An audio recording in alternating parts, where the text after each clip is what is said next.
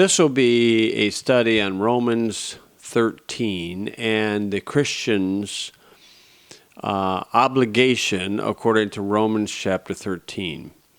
It'll be in 2 or 3 parts. I'm not sure how many parts it will be, but it is a very complex and confusing subject. So I want to read right here at the beginning, Romans chapter 13, the first 5 verses. It says, "Let every soul be subject unto the higher powers, for there is no power but of God. The powers that be are ordained of God.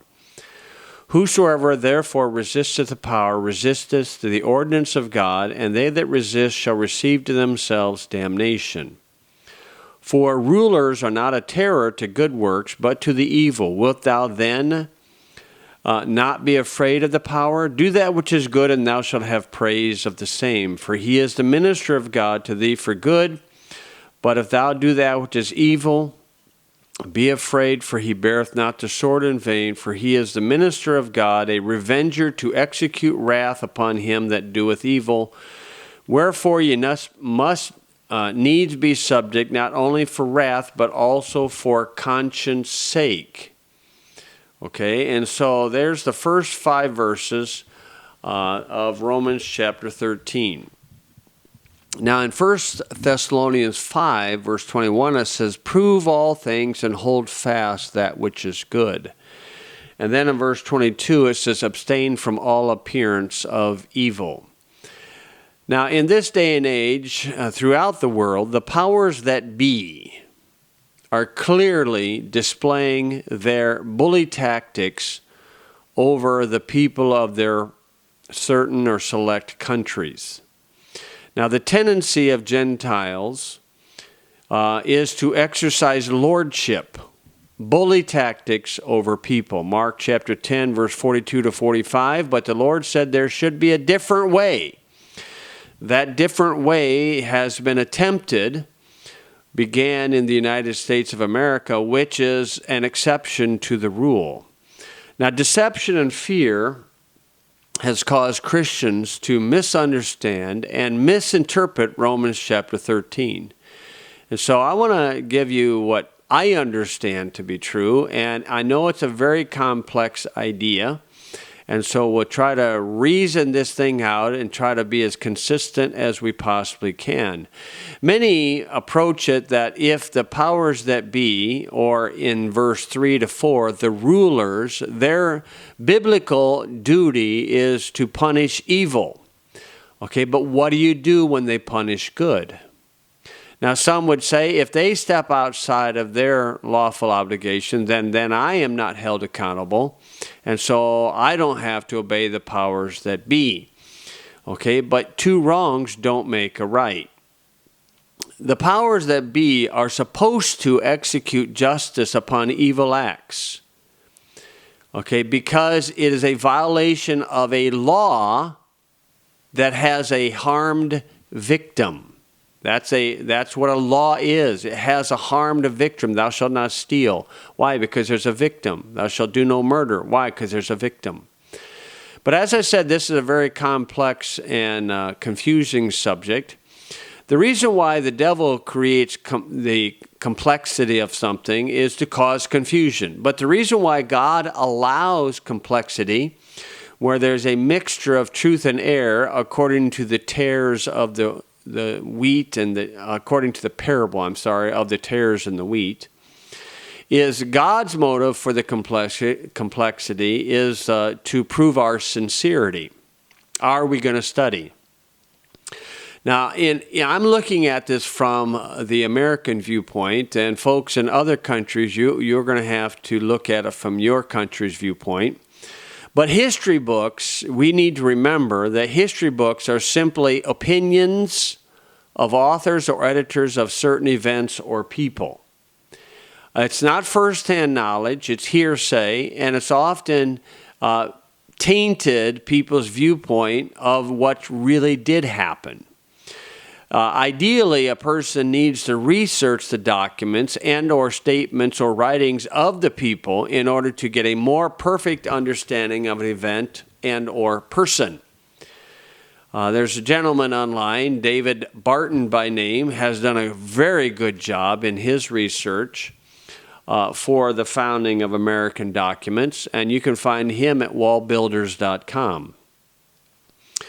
He records that the First Continental Congress in 1774, which we are not taught this in the public school system, most certainly. Did you know the first 2 hours of the First Continental Congress in 1774 was spent in prayer and Bible study? That's what they did for the first 2 hours. Prayer and Bible study. Most of us have been told that they were deists. And the two that most people only know would be Thomas Jefferson and Benjamin Franklin. What about all the others? The vast majority of them were born again believers in Jesus Christ. And I don't believe that our nation began in a rebellion seeking a revolution. I'll give more explanation of that as we go through this. If it was a revolution, it's the strangest revolution ever known by man because they retained the common law of England for its founding documents. The Black Lives Matter movement is an example of somebody desiring a revolution where they want to change, go from freedom to fascism. The founders of that movement are avowed fascist. Now, David Barton reveals that the average life of a constitution is 17 years.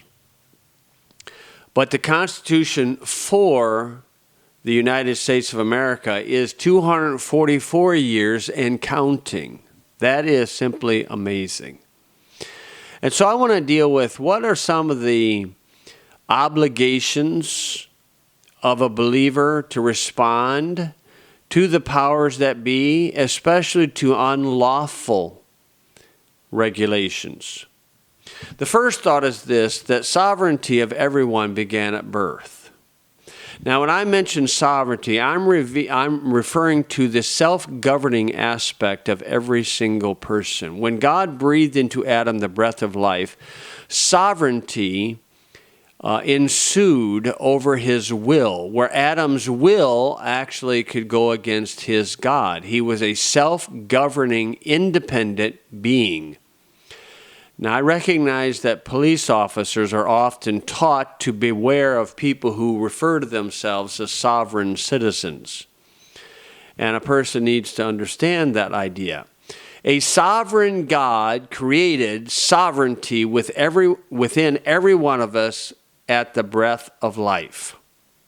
Sovereignty involves the free will of man. Now, because a person has sovereignty over his will, the powers that be might limit his actions. It's kind of like a little boy where his mama told him to stand up, and he didn't want to stand up, but he stood up, and then he told her, in my mind, I'm still sitting down. And so a lot of times you and I resist in our will, okay, the forced actions against us under fear, threat, and duress, but they can't take away our sovereignty away from us. They could torture somebody and cause them to give it up or be deceived about it, but it's still there. In our nation, in this nation, every man and woman in each of the 13 colonies recognized the sovereignty of men and women on the land with the Declaration of Independence on July 4th, 1776. So the sovereignty of everyone begins at birth. Okay, the second thought is this, Romans 13. You may not know what's right, often in a passage or an event or something. You may not know what's right, but you can know what's wrong. And here clearly what I know for certain, that Romans 13 is not a command of blind obedience to any authority or power by anybody. Now, the New Bibles confuse the issue by their perverted translation of the passage. In the New International Version, it states, let everyone be subject to the governing authorities, for there is no authority except that which God has established. That's not what it said. And you can see down through the list here, even the New American Standard Bible, every person is to be in subjection to governing authorities. That's not what it said. And then in New King Jimmy, let every soul be subject to governing authorities. Okay, they changed the word power, powers that be, higher powers, to authority, governing authority. Power and authority are not the same. A police officer may have the authority to direct the traffic, but he doesn't have the power. He has to rely upon people in their conveyance to exercise the sovereignty over their will and act upon his authority. Okay, where a police officer may have the authority, he puts up his hand, an 18-wheeler comes, but the guy operating the 18-wheeler has to exercise his authority and power over his will and then stop the vehicle. But if the trucker's not watching, or maybe he doesn't choose to be, and the police officer's got his hand up there, okay, the police officer is going to be a bug on his grill. If he had the power when his hand is up like this and the truck hits it, then the truck is going to look like an accordion. There's a difference. So many Christians have a foolish, blind obedience to governing authorities. And in reality, they don't. Nobody does. Now, surprising to me, I read this commentary, the book of Romans. It's by Dr. Peter S. Ruckman. And in Romans chapter 13, Dr. Ruckman was a very strong proponent of the King James Bible, which I am, and I learned many wonderful truths from this man. But on this chapter, he writes, let every soul be subject unto the higher powers. The subject here is authority. No, the subject is not authority. The subject is power. Powers in particular, plural, meaning multiple powers, higher, lower, middle. No, that's just a subtle change there. And then surprisingly to me, he wrote, Paul is very emphatic. Governing authorities are of God and ordained of God.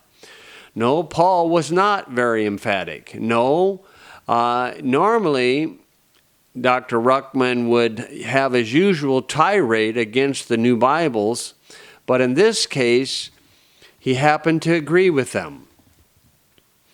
Now, I'm not going to create a bunch of drama about this. Drama will cause a crowd. It will draw a crowd. But drama is usually rooted in self-righteousness. Self-righteousness is the basis of all religions, and it is one of the greatest hindrances in the acceptance of the righteousness of God, the Lord Jesus Christ. Self-righteousness continues to plague believers even after salvation. And if a person dishes it out, they better be able to take it.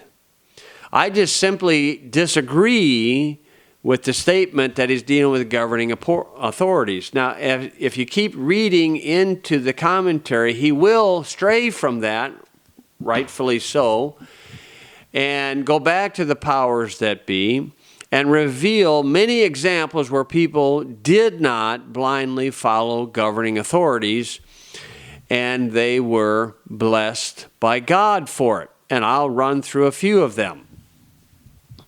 In Exodus chapter 1, the midwives disobeyed the powers that be, Pharaoh, and God blessed them. In Exodus chapter 2, Moses' parents disobeyed the powers that be, Pharaoh, and then they hid Moses from Pharaoh, and in Hebrews 11:23 says they were not afraid of the king's commandments. But I'll bet you they stayed awake at night wondering about it, because that's why they hid him. In Exodus chapter 3, Moses himself became a fugitive of the law because he chose to suffer afflictions with Israel, the people of God, rather than to enjoy the pleasures of sin for a season. In Joshua 2, Rahab purposefully misled the mayor of Jericho, the king of Jericho, and God blessed her for her actions.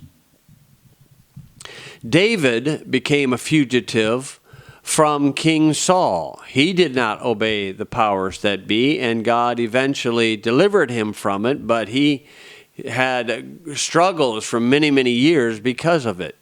Naboth refused to sell the vineyard to King Ahab when ordered by the king. No, he did not obey the powers that be, but he suffered martyrdom for disobeying the powers that be. Elijah disobeyed the king's command in 2 Kings 1. He sent 5 soldiers or police officers to try to enforce the order. And Elijah basically said, if I've got the power of God, and may you be torched. And all of a sudden he had 50 charred bodies there. And so then the king sent his second 50 officers to execute his order, because he had the authority, but he didn't have the power. And Elijah did the same thing, 50 charred bodies. And then the third group came, third 50. And they realized, the king's got the authority. He don't have the power. Elijah's got the power. And then they subjected themselves to Elijah, and then Elijah complied. Daniel and his diet in Daniel chapter 1 reveals that he did not obey the Babylonian powers over him. Now, he gave a humble appeal, and that would be the right approach. Okay, but he did not blindly follow them. His buddies did not blindly follow the Babylonian brass band and bow and worship the king in Daniel 3, and God amazingly delivered them from it. Daniel did not pray and did not obey the law. He did not obey the 30-day prohibition against prayer. He could have prayed in silence, but he prayed in public as he always did in Daniel 6. He did not obey the power that be, and God miraculously delivered him. Haggai and Zechariah in Ezra chapter 4 through 6, when the children of Israel were given the liberty to rebuild the Jewish temple from the highest power of Media Persia, Cyrus. Well, the lower powers came in to stop the building. The fire code inspector, the building inspector. The lower powers came in, and the people were afraid, as usual, and stopped the building. But Haggai and Zechariah encouraged them, you need to subject yourself to the higher power, not the lower power. And then they got back to the work, and here comes the lower powers, and God amazingly delivered them. Mordecai refused to pay homage to Haman in Esther chapter 3. Peter continued to preach the gospel when the powers that be ordered him not to. He said we ought to obey God rather than man. Paul exercised his rights, his lawful rights as a Roman citizen in Acts 16 at the end of the chapter.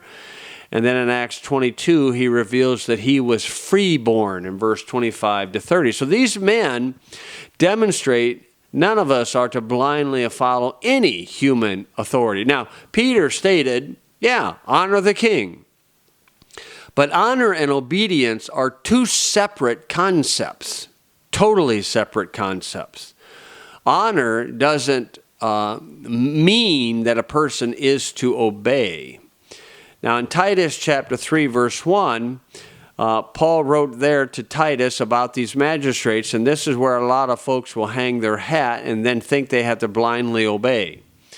Titus 3:1, put them in mind to be subject to principalities and powers, to obey magistrates, to be ready to every good work.